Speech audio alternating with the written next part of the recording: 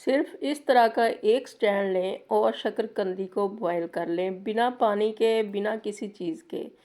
तो बड़ी ही आसान आज की रेसिपी है। अस्सलाम वालेकुम, आपके साथ आज हम शकरकंदी को बॉयल करने का बहुत ही आसान सिंपल सा तरीका और झटपट से ये बन जाने वाली रेसिपी है। बिल्कुल आसान से तरीके से इसको बनाएंगे, जो बिल्कुल कभी किसी ने शकरकंदी को बॉयल नहीं किया, बगैर पानी के ये बनेगी और इतनी सॉफ्ट और इतनी मज़े की बनेगी कि आप हैरान रह जाएंगे। तो ये देखें, शकरकंदी इतनी सॉफ्ट बनी है, अंदर तक गली हुई है और थोड़ी देर के अंदर ये हमारी शकरकंदी तैयार हो जाएगी। इसके लिए हमने सिर्फ ये एक स्टैंड लेना है और प्रेशर कुकर लेना है। अगर आपके पास स्टैंड है इस तरह का और इसके ऊपर आप अगर चाहते हैं तो एलुमिनियम फॉयल लपेट लें, अगर नहीं चाहते या अगर नहीं है तो ना लपेटें, क्योंकि इसके ऊपर अरेंज हो जाएगी। शकरकंदी काफ़ी मोटी मोटी होती है, वो इसमें से निकलेगी नहीं। तो हमने इसके ऊपर एक इस तरह से लपेट लिया है एलुमिनियम फॉयल का पीस। इसके अंदर हमने सुराख कर दिए हैं। अब इसको हम रखेंगे एक प्रेशर कुकर के अंदर और इसके अंदर बिल्कुल भी एक कतरा भी पानी का नहीं डालेंगे। बिल्कुल ड्राई ड्राई ही इसको रखना है, खुश्क रखना है। सिर्फ इसके अंदर हमने शकरकंदी को वॉश करके थोड़ी देर रख के निचोड़ लेना है और इसके अंदर रख देना है।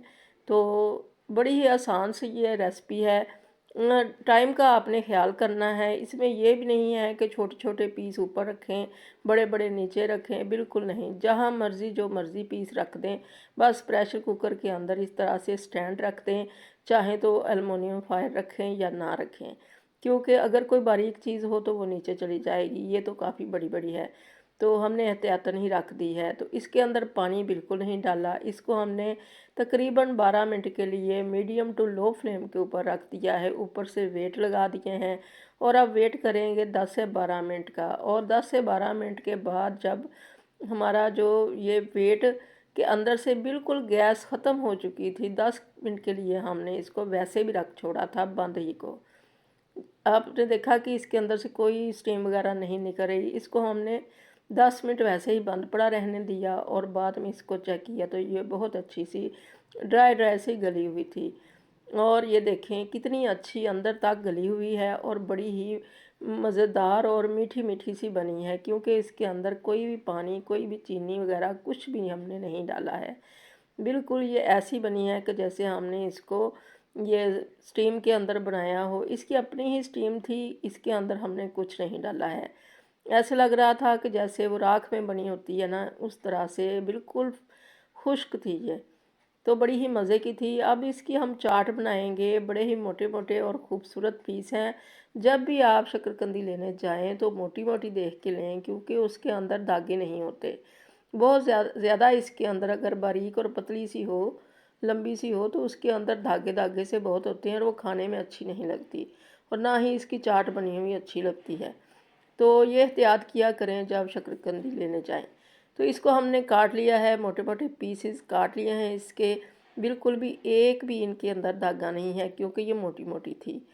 तो इसको हमने पीसेस में काट लिया है। बड़ी मीठी बनी थी ये। इसके ऊपर अब हम डालेंगे इमली का पल्प। हमने इमली को थोड़ी देर भिगो के रखा था। गर्म पानी में रख लें तो जल्दी हो जाएगी। और इसका पतला सा हमने पेस्ट बना लिया, क्योंकि शकरकंदी काफ़ी ड्राई ड्राई सी होती है। तो इसके अंदर ज़्यादा पेस्ट डालेंगे तो बड़ा अच्छा मज़े का इसका फ्लेवर आएगा। तो इसके अंदर हमने घर का हमारा बना हुआ चाट मसाला ऐड कर दिया है।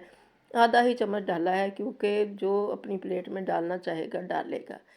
तो किसी को हल्का मसाला चाहिए और किसी को तेज़। तो बड़ी अच्छी ये दो चीज़ों के साथ ही हमारी चाट बन के रेडी हो चुकी है। बड़ी मज़े की लग रही है और बड़ी जूसी जूसी सी ये हो चुकी है। इमली का पल्प बड़ा ही इसके अंदर मज़े का लगा। तो इस तरह से इसको मिक्स कर लें और घर वालों को पेश करें। सबको बहुत ज़्यादा ये मज़े की लगेगी। सादी भी खाएंगे तो मज़े की लगेगी। तो अल्लाह करे आपको ये रेसिपी बहुत ज़्यादा पसंद आए और आपकी बहुत अच्छी बने। दुआओं में याद रखिएगा। अल्लाह हाफिज़।